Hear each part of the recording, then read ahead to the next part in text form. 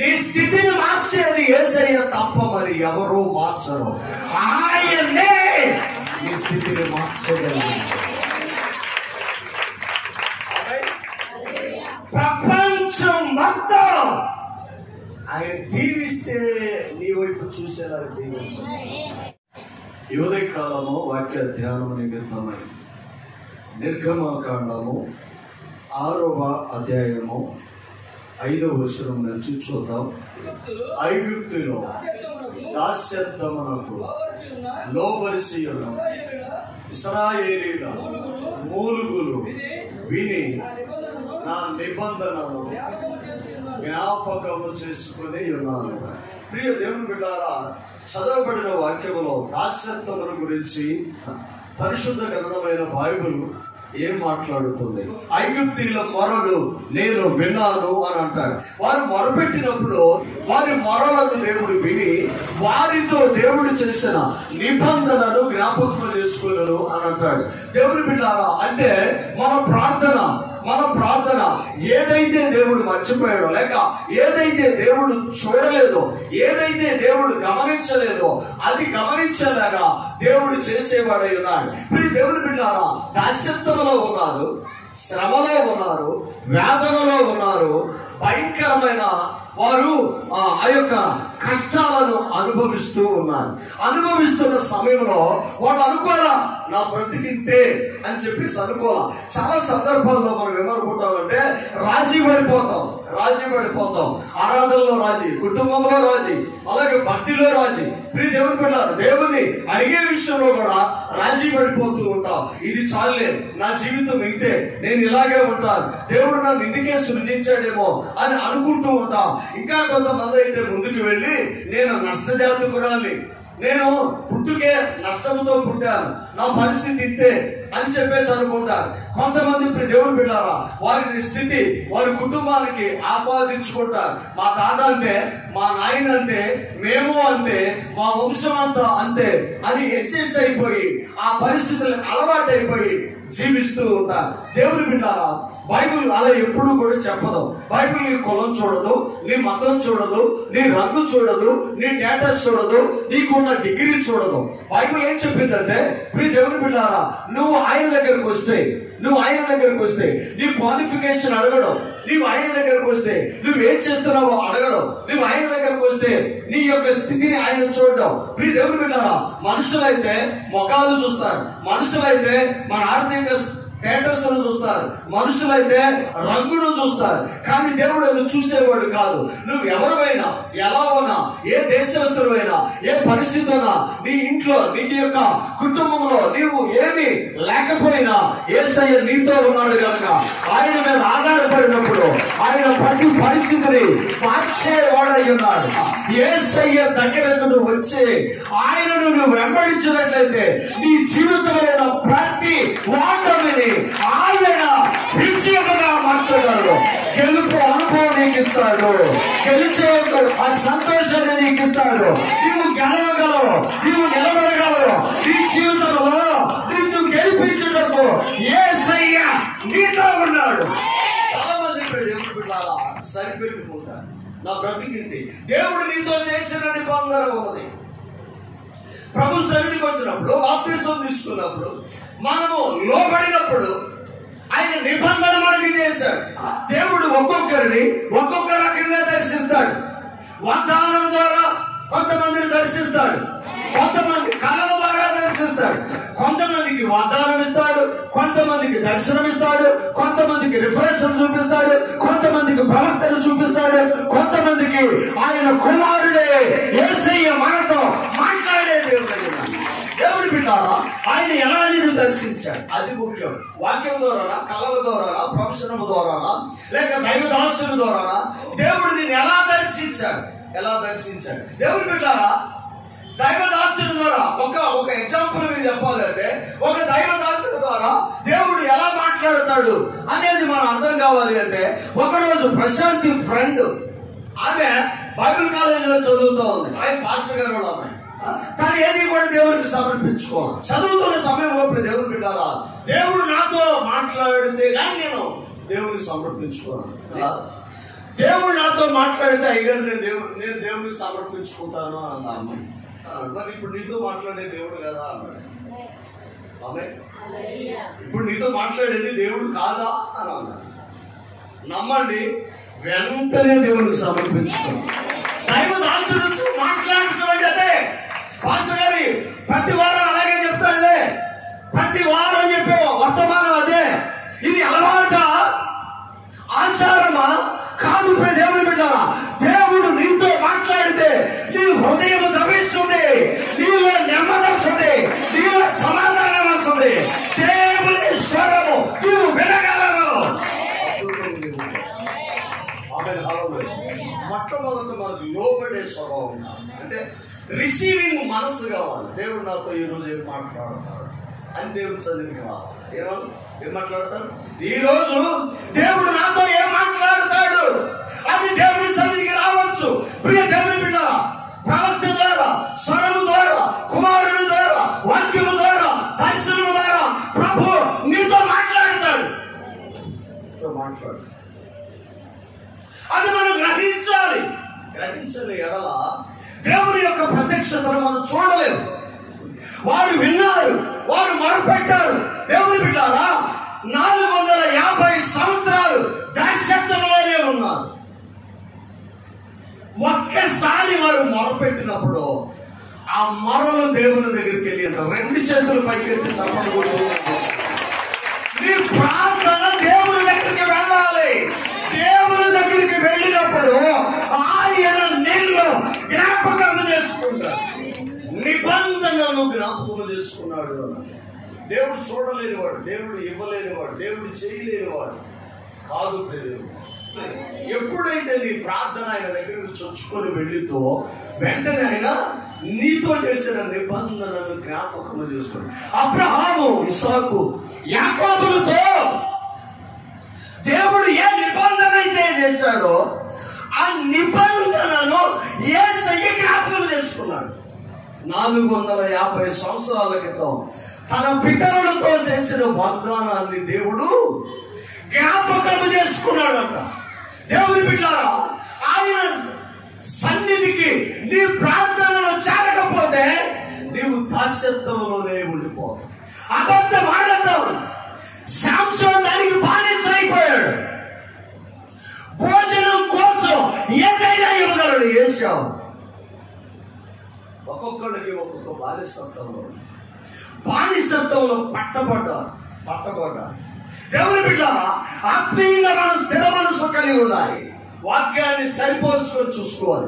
నీవు వాక్యం, నీవు యేసయ్య, నీవు దేవుడు, నీవు ఆయన కృప, నీవు పరిశుద్ధత, నీవు నీతి పక్కన పెడితే అవి 2 ఒకేలాగా ఉండాలి. ఆ తాసులో నీవు సమానంగా ఉండాలి. దేవుని బిడ్డారా, దర్యావేశం ఒక దర్శనాన్ని చూస్తాడు. భయమేస్తుంది. దేవుని బిడ్డలారా, మరి ఆమె హల్లెలూయా, తెల్లవారి ఏం జరుగుతుందో రాత్రి నీతో చూపించిన దేవుడు నీ జీవితంలో ఏం చెయ్యాలో, నీ భవిష్యత్తు ఎలా నిర్దేశించాలో, నిన్ను ఎలా దీవించాలో, ఎలా ఆశీర్వదించాలో, నిన్ను ఎలా గొప్ప చేయాలో, నిన్ను ఎలా ఉన్నతంగా నిలబెట్టాలో ఆయన ఖచ్చితంగా నీకు చూపిస్తాడు. శ్రీనివాస్ అని నా మంచి స్నేహితుడు. ఒకరోజు ఆయనకి ఎవరో తడుతున్నట్టుగా అనిపించింది. ఏదో ఆలాపనలా వస్తా ఉంటుందని అనుకున్నాడు. పడుకున్నాడు. మరలా ఎవరో తట్టుతున్నట్టుగా అనిపించిందంట. ఆ ఆవిడ వైపు చూసి ఏంటి అని అడిగారు.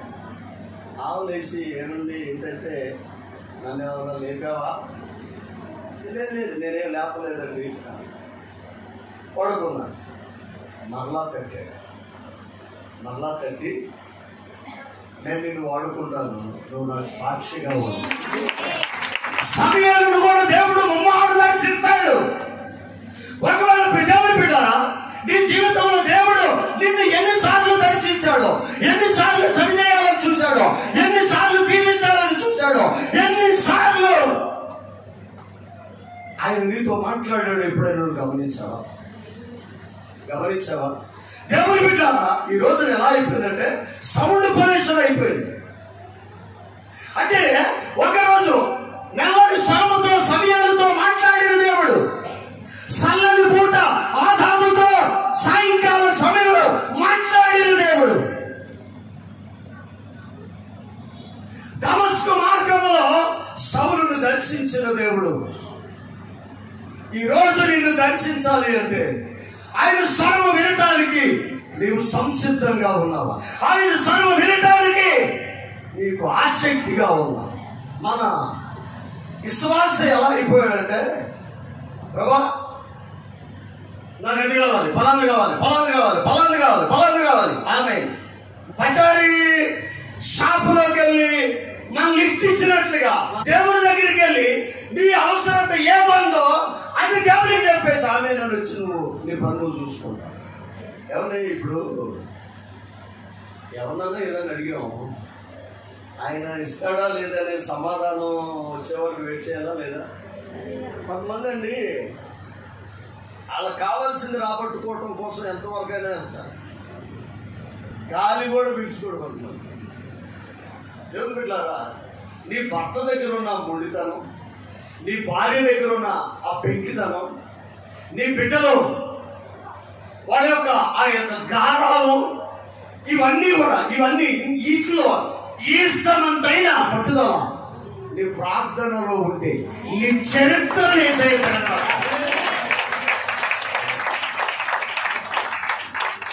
మన ఇంట్లో మనకున్న పట్టుదల కొంచెం యేసువంతంగా దేవుని దగ్గర ఉంటే నీ చరిత్ర దేవుని దగ్గర.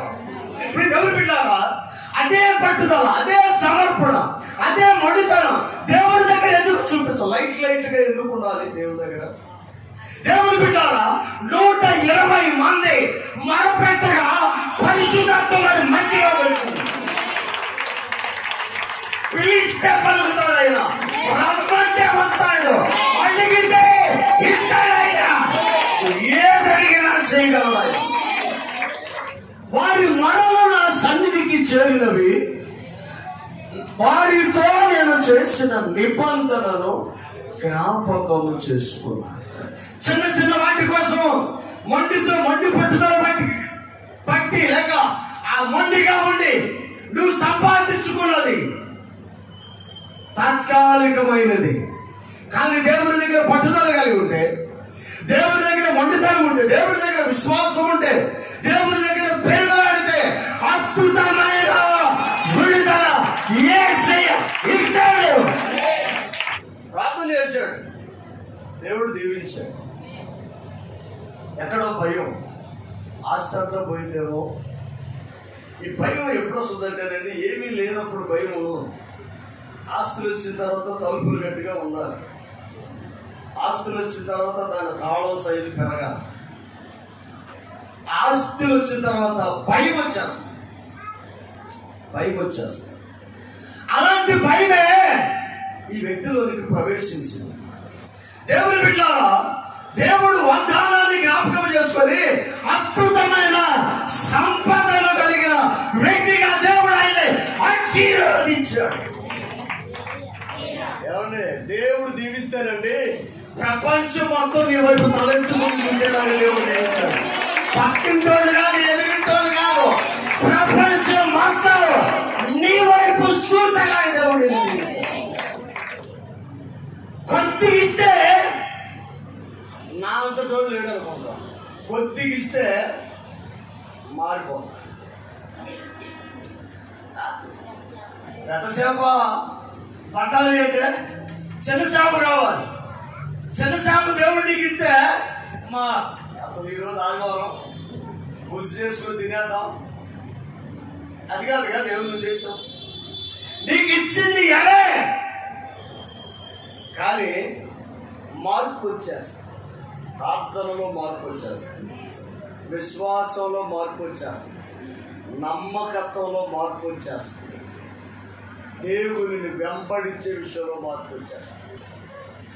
కొంచెం ఎక్కడో అలక్ష్యం దేవుడు చూస్తాడు, ఎర్రగే ఈడు అందుబాటులోకి రావట్లేదు, శాపిస్తే ఏమవుతాడా అన్నట్టుగా దాన్ని బ్రేక్ చేస్తాడు. దేవుని బిడ్డలారా, మనకి దేవుడు ఇస్తే, నేను అంటాను ఎదిరింటోడు పక్కింటోడు ఇలా దేవుడు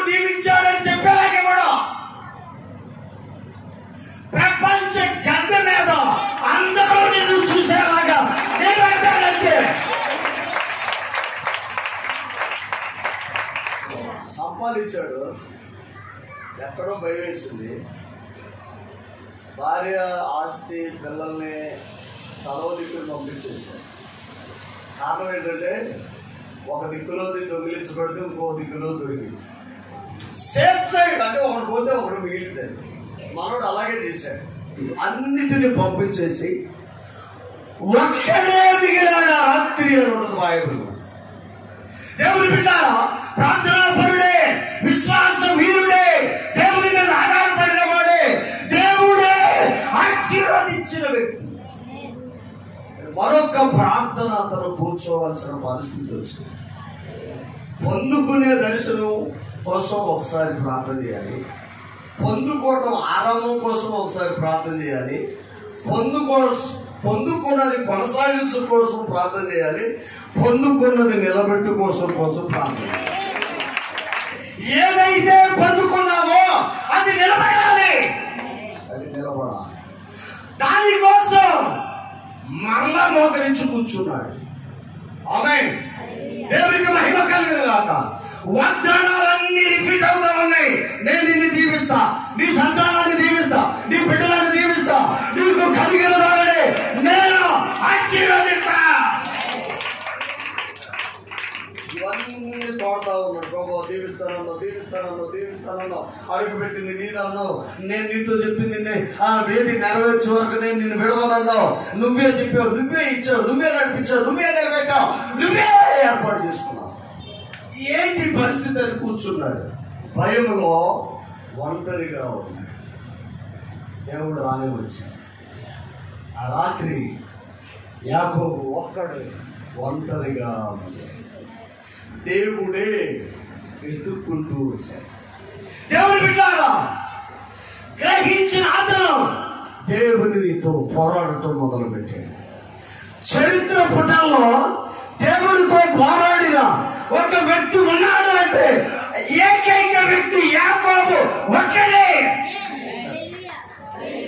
ఏమండి, పక్కింటి వాళ్ళతో కాదు పెట్టుకోవాలి, దేవునితో పెట్టుకున్నాడండి. మనం ఎవరితో గొడవ పెట్టుకోవాలని దేవునితోనే. నువ్వు ఎందుకు నన్ను దీవించవు? నేను పరిశుద్ధంగా ఉంటున్నా, బాప్తిసం తీసుకున్నా, వారం మందిరానికి వెళ్తాను, విశ్వాసంతో ఉంటున్నా.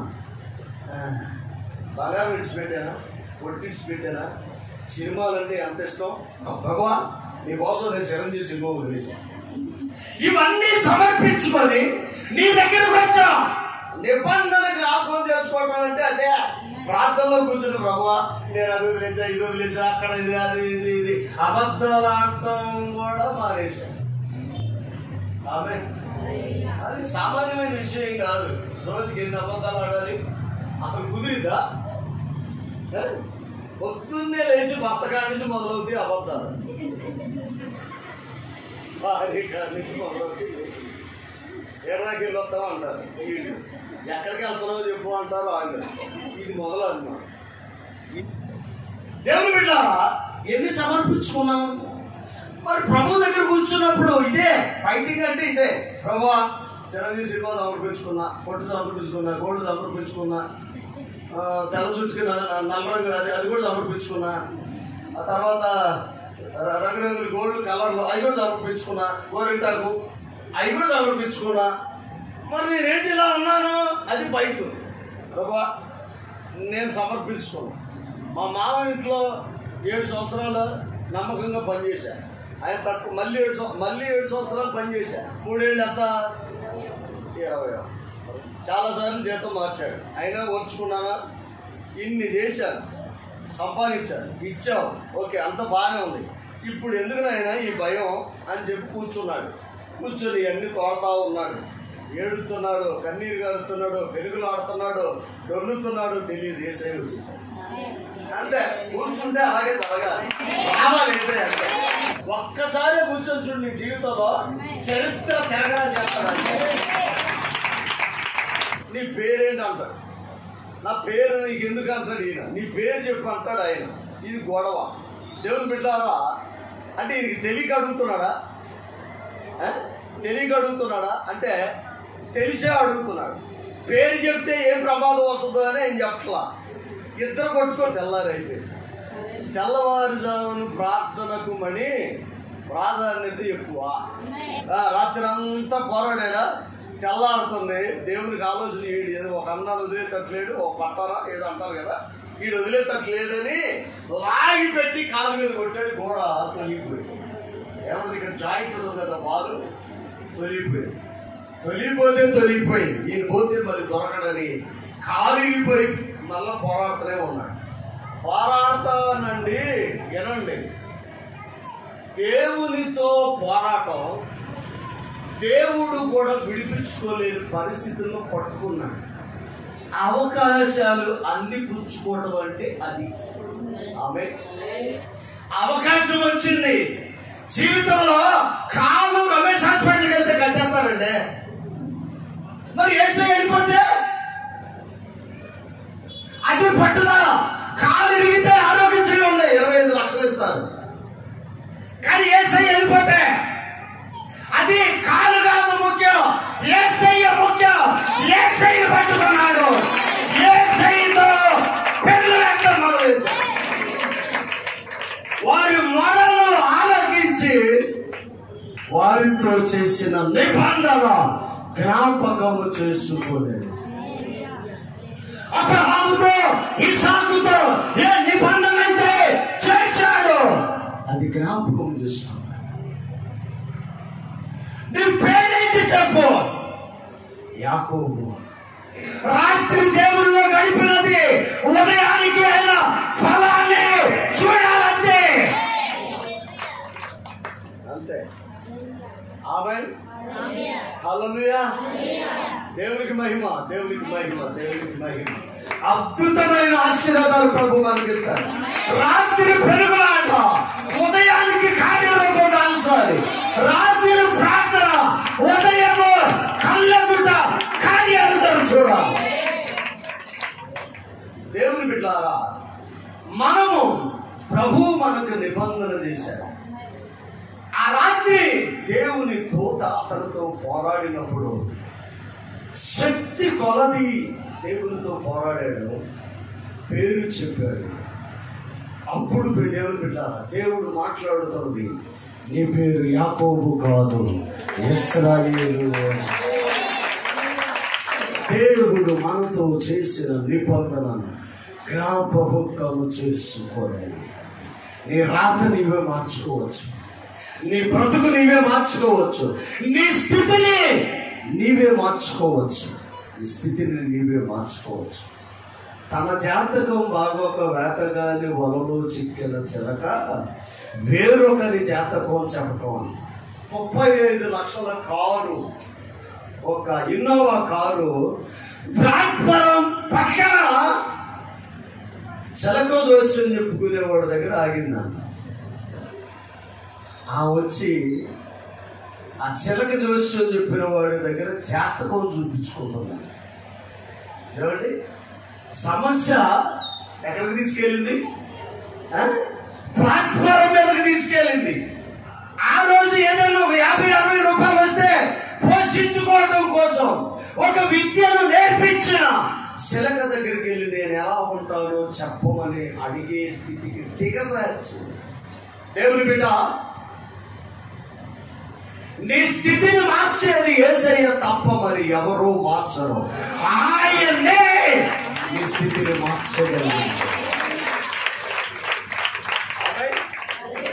ప్రపంచం మొత్తం ఆయన దీవిస్తే నీ వైపు చూసేలా దీవించాలి.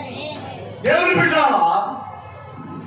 ఆ ఒక్క రాత్రి పోరాట ఫలము ఈ రోజున ప్రపంచ దేశాల మ్యాప్లో ఇశ్రాయేలు దేశం ఉంది.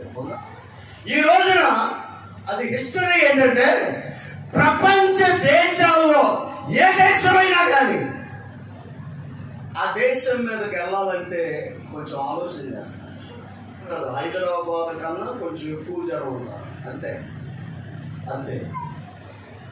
ఈ రోజున ప్రపంచం మొత్తం ఆమేన్ ఇశ్రాయేలు అంటే భయపడేలాగా దేవుడు దీవించాడు. దేవుడు ఇస్తే ఆమేన్, దేవుడు ఇస్తే ప్రపంచం మొత్తం మొత్తం నీ వైపు చూసేలాగే. ఒక దేశాన్ని అబ్రహాముకి ఇచ్చాడు దేవుడు, ఒక దేశాన్ని యాకోబుకి ఇచ్చాడు దేవుడు. అలాగ దేవుడు దీవించగలిగిన వాడు. దేవుని బిడ్డలారా, నువ్వు చేయవలసింది ఏంటంటే ఆయన పాదాల దగ్గర మొరపెట్టడం నువ్వు నేర్చుకోవాలి.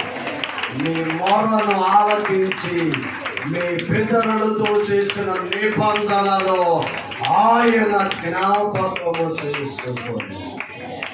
ఆమేన్, హల్లెలూయా.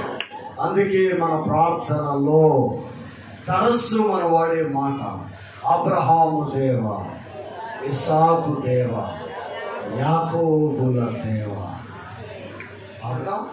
అబ్రహాము దేవా, ఇస్సాకు దేవా, యాకోబు దేవా, నా దేవా అని అక్కడ దాన్ని కలపాలి. అక్కడ ఎప్పుడైతే నాలుగోదిగా అక్కడ నీవు చేర్చుకుంటావో ఆ కాపుదల, ఆశీర్వాదాల మేలు నీవే. ఆమేన్, హల్లెలూయా. తండ్రులు ద్రాక్షాలు తినక పిల్లల నోళ్ళు కురిసి, తండ్రులు ద్రాక్షాలు తింటే పిల్లల నోళ్ళు కురటం ఏంటండి? ఆమె ఎలా కుదురుతుంది? ఇది వాక్యంలో సాధ్యం. ఎందుకంటే తండ్రుల పాపము పిల్లల మీదకి వస్తుంది, తండ్రుల దీవెన పిల్లల మీదకి వస్తుంది. తండ్రులు ద్రాక్ష తినక పిల్లలు నోళ్ళు పురుషుని అంటారు. తండ్రుల ప్రార్థన పిల్లలకు ఆశీర్వాదం, తండ్రుల ప్రార్థన పిల్లలకు మేలు, తండ్రుల ప్రార్థన ముందు తరాలకి ఆశీర్వాదాలు. ఆమె దేవుని బిడ్డ ఆ నిబంధన జ్ఞాపకం చేసుకొని దేవుడు వారి దగ్గరికి వచ్చి వారి మధ్యలో కార్యము జరిగించడం. ఇక దేవుని బిడ్డ నా మాటలు చాలా జాగ్రత్తగా గమనించు. ఆంధ్ర రాష్ట్రంలో పుట్టి దేవుని అంగీకరించి దేవునితో గడుపుతూ ఆయన ప్రార్థనలో అబ్రహాము దేవా, ఇస్సాకు దేవా, యాకోబు దేవా, మా దేవా అని ప్రార్థన చేయటం మొదలుపెట్టాడు. ఎప్పుడైతే ఈ 4 మాటలు అబ్రహాము దేవా, ఇస్సాకు దేవా, యాకోబు దేవా, నా దేవా అని ఎప్పుడైతే ప్రార్థన చేశాడో ఆ ముగ్గురిని దీవించిన దేవుడు ఈయన కూడా దీవించడం మొదలు పెట్టాడు. తమిళనాడు రాష్ట్రానికి వెళ్ళి గొప్ప పరిచర్య చేస్తూ పెద్ద బైబిల్ కాలేజీలు కడుతూ అనాథ పిల్లలకు హాస్టల్లో కట్టి తల్లిదండ్రులు లేని రోడ్డు మీద పడేసిన అనాథ పిల్లలు, ఆ అనాథ పిల్లలు అక్కడ పెరుగుతున్నారు. మనము కూడా మన పిల్లలను అలా పెంచలేమేమో. చరిత్రలో నిలిచిపోయేలాగా దేవుడు నిన్ను చేయగలిగిన వాడు. అలాంటి గొప్ప దైవ సేవకుడు హ్యారీ గోమ్స్ గారు ప్రవక్త ఉన్నతంగా దేవుడు దీవించాడు. దేవుడు బిడ్డ ఆయన ప్రార్థన అదే, అబ్రహాము, ఇస్సాకు, యాకోబుల దేవా, నా దేవా అని ప్రార్థన చేస్తాడు. ఎప్పుడైతే ఆ ముగ్గురు దేవుడిని ఆయన ఆర్పాదించుకున్నాడో ఆ ముగ్గురు ఆశీర్వాదాలు ఆయనకి రావటం మొదలుపెట్టి అబ్రహాము, ఇస్సాకు, యాకోబు, మా దేవా. దేవుడిని చరిత్రను తిరగరాస్తాడు. దేవుని బిడ్డలారా, ఆ హాస్టల్లోకి వెళ్తే అనాథ పిల్లలే అలాంటి భోజనం, అలాంటి డ్రెస్సులు, అలాంటి మెయింటెనెన్స్ ఉన్నవారు. దేవుడు దీవిస్తే అలాగే దీవిస్తాడు. ఒక సామాన్యమైన కుటుంబంలో పుట్టిన హ్యారీ గోమ్స్ గారిని దేవుడు అలాగే దీవించాడు. ఈ రోజు నీకు అనుకోవచ్చు, చరిత్రలో ఉన్నతమైన శిఖరాలకు చేరుకున్న గొప్ప వ్యక్తులు ఎవరైనా ఉన్నారు అంటే వారు ఒకప్పుడు పేదవారే. ఆ పేదరికంలో నుంచి దేవుని ఎరిగి, ఆ పేదరికంలో నుంచి ప్రార్థన చేసి ఆ ప్రార్థన ద్వారా ఉన్నత శిఖరాలకు ఎదిగిన వాడు. పెద్ద చేపను పట్టడానికి నీకు ఇచ్చింది చిన్న చేప, ఎర్ర మాత్రమే. ఆ ఎర్ర ఆస్తి కాదు. ఆస్తి కోసం, దీవెనల కోసం నువ్వు నిలబడు. యేసయ్య దేవుడు నీకు ఏదైనా ఇస్తే, ఆయన ఏదైనా ఇస్తే చరిత్ర మొత్తము నిన్ను గుర్తుంచుకునేలాగా దేవుడు నిన్ను దీవిస్తాడు. గ్రహం బెల్ చరిత్ర గుర్తుపెట్టుకోండి. థామ్సన్ ఆల్వా ఎడిసన్ చరిత్ర గుర్తుపెట్టుకోండి. ట్రైన్ ఎక్కినప్పుడు క్రైస్తవుడు దాన్ని కనిపెట్టాడు, బైక్ ఎక్కినప్పుడు క్రైస్తవుడు దాన్ని కనిపెట్టాడు, కారు ఎక్కినప్పుడు క్రైస్తవుడు దాన్ని కనిపెట్టాడు, కెమెరా క్రైస్తవుడు కనిపెట్టాడు. ఈ రోజు మనం వాడుతున్న ప్రతిదీ క్రైస్తవుడు కనిపెట్టాడు. ఇదివరకు ఆపరేషన్ ఎలా చేసేవాడో తెలుసా? నోట్లో స్క్రూ డ్రైవర్ పెట్టి ఏది కాళ్ళు చేతులు కట్టేసి మత్తు మందు లేకోకుండా కత్తితో కోల్సి ఆపరేషన్ చేసేవాడు. కానీ ఒక గొప్ప దేవుని యొక్క దాసుడు ఎనస్థీసియా కనిపెట్టాడు, మత్తు మందు కనిపెట్టాడు. ఈ రోజున దేవునికి మహిమ. ఈ రోజున కోట్ల ఆపరేషన్లు జరుగుతున్నాయి నొప్పి తెలియకోకుండా. అంటే అది దేవుని బిడ్డకిచ్చిన జ్ఞానం వలన మాత్రమే. దేవుడు నిన్ను దీవిస్తే చరిత్రలో గుర్తు పెట్టుకునేలాగా దేవుడు. డాక్టర్ రామ్ గారు, అసలు మనం చెయ్యొద్దు దండం పెట్టాల్సింది ఏంటంటే ఎవరికంటే ఇన్సులిన్ కనిపెట్టినోడికి పెట్టాలి. నేనంటాను ఇన్సులిన్ కనిపెట్టింది క్రైస్తవుడు. ఆయన దగ్గరికి వెళ్ళి నేను నీకు దండం పెడతానంటే నాకు ఆ జ్ఞానం ఇచ్చిన యేసయ్యకి దండం పెడతాను. అవును, ఎవరు పెట్టాలి? మరి ఇన్సులిన్ కనిపెట్టింది డాక్టర్గా, లైట్ కట్టి ఏది థామస్ ఆల్వా ఎడిసన్గా, ఫోన్ కనిపెట్టిన గ్రహం బెల్గా, విమానం ఎక్కడానికి రైట్ బెల్లర్స్ గా ఎంతమందిని మొక్కుతాం, ఎంతమంది గ్రహాలు పెట్టుకుంటాం, ఎంతమందికి ఆరాధన చేస్తాం. వీళ్ళందరినీ సృజించిన యేసయ్యే చరిత్రలో వాళ్ళ మొత్తం ఉన్నాయి. చరిత్ర వాళ్ళని మర్చిపోదు. ఒకడు అంటాడు తెలియగా, క్రైస్తవులు మాకు ఇష్టాన్ని బాధ్యత ఎందుకు ఎత్తున్నాడు. వాడే ఫోన్ క్రైస్తవుడి, ఆడు తీసే ఫొటోస్ కెమెరా కనిపెట్టింది క్రైస్తవుడు, ఆడెక్కే కారు క్రైస్తవుడు, ఆడెక్కే బస్సు క్రైస్తవుడు కనిపెట్టింది, ఆడెక్కే ఫ్లైట్ క్రైస్తవుడు కనిపెట్టింది, కంప్యూటర్ క్రైస్తవుడు కనిపెట్టింది, ప్రింటింగ్ ప్రెస్ కనిపెట్టింది క్రైస్తవుడు.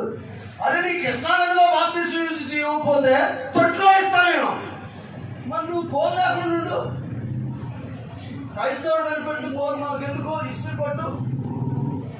మాకేంటండి గుర్రాలు గాడిదలే కదా, గొర్రెలు పోయడానికి గాడిదే, మనుషులు పోయడానికి గుర్రాలు, వ్యవసాయం చేయడానికి ఎట్లు వాడుకోండి అంతే కదా, వాడుకోండి. ఎందుకు అంత బెస్ట్ ఏది వాడుకోండి. కానీ దేవుడు ఏమిస్తాడు? ఏదైనా ఇస్తే వీళ్ళందరూ చరిత్రకు గుర్తున్న వాళ్ళు, అందులో నీ బిడ్డ ఉండాలని ప్రార్థన. ఒక మాట చెప్పి ముగిస్తాను. మారువాడేసి జాబులు చేయరు. ఎందుకు అంటే వాడికి జీవితంలో ఒక టార్గెట్ ఉంటుందంట. నా భార్య పిల్లలకి ఇదిగో ఈ వయసులో 1 కోటి రూపాయలు సంపాదించాలి, చిన్నోడికి పెద్దోడికి చెరో 1 కోటి సంపాదించాలి, 4 కోట్లతో ఇల్లు కట్టాలి, మొత్తం 6 కోట్లు టార్గెట్ వేసుకుంటారు. మరి గవర్నమెంట్ జాబ్ ఇస్తే 6 కోట్లు సంపాదిస్తారా? మినిమం 6 కోట్లు టార్గెట్ పెట్టుకుని దిగుతారంట. ఆడు రోడ్ల మీద టీ అమ్ముతాడా, శనకాయలు అమ్ముతాడా, బఠానీలు అమ్ముతాడా, పానీపూరి అమ్ముతాడా, మసాలాలు అమ్ముతాడా, ఏమన్నా అవరే ఆడు పిల్లలు ఎదుగొచ్చే లోపు 6 కోట్లు సంపాదించాడు. సిగ్గుపడ్డాంట. టార్గెట్ లేనోడే జాబ్ చేస్తాడు. మన అసలు టార్గెట్ ఉందండి మనకేమన్నా? పానీపూరి అమ్మోడు 6 కోట్లు టార్గెట్ ఏంటా? నాకు అర్థం కాదు. బఠానీలు అమ్మోడు 6 కోట్లు టార్గెట్ ఏంటా? రోడ్డు పక్కన మసాలా టీ అమ్మోడు 6 కోట్లు టార్గెట్ ఏంటి? మరి నీకెందుకు లేదు? నువ్వెందుకు దర్శనం లేదు? నీకెందుకు విశ్వాసం లేదు? దేవుడిని కలిగి ఉండి, పరిశుద్ధమైన దేవుడిని కలిగి ఉండి, ఇవ్వగలిగిన వాడిని కలిగి ఉండి, చెయ్యగలిగిన ఏ చేద్దాం ఉన్న నీకు టార్గెట్. ఆమేన్. ఎల్లల లేని దేవుని నీవు కలిగి ఉండి హక్కులు పెట్టుకుని వెళ్ళొద్దు. దేవా నన్ను దీవిస్తే యాకోబులాగే విశ్వాసంతో నిలబడాలి.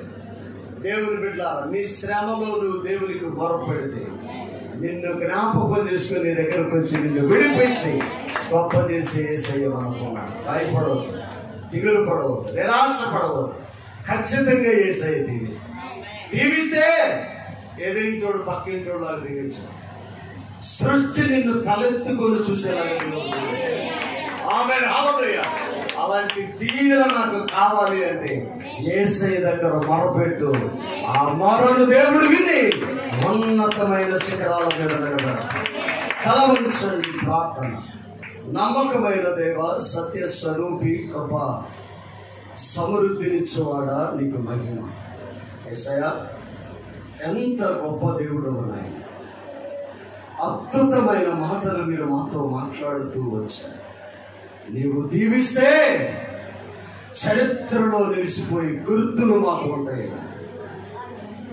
నా వల్ల ఏమి కాదు, నేనేమి చేయలేదు, నేను ఓడిపోతున్నాను అని ఇక్కడ ఎవరైనా ఉంటే ఈ ఉదయం వారిని నీవు మాట్లాడావు, వారితో నీవు మాట్లాడావు. ప్రతి వారిని మీరు దర్శించండి, అద్భుతమైన మేళ్లతో నింపండి. వారు, వారి కుటుంబం, వారి బిడ్డలు, వారికి ఉన్న సమస్తమును ఆశీర్వాదకరంగా మార్చండి. సమస్త ఘనత, మహిమ, ప్రభావములు మీకు ఆరోపించుకోండి. ఇక్కడ ఉన్న ప్రతి వారిని మీరు నిండాలుగా దీవించండి. వీరిన వాక్యము వారి యొక్క హృదయమందు ఫలింప చేయమని యేసు శ్రేష్ఠ నామమున అడిగి వేడుకొనుచున్నాము తండ్రి. ఆమేన్, ఆమేన్.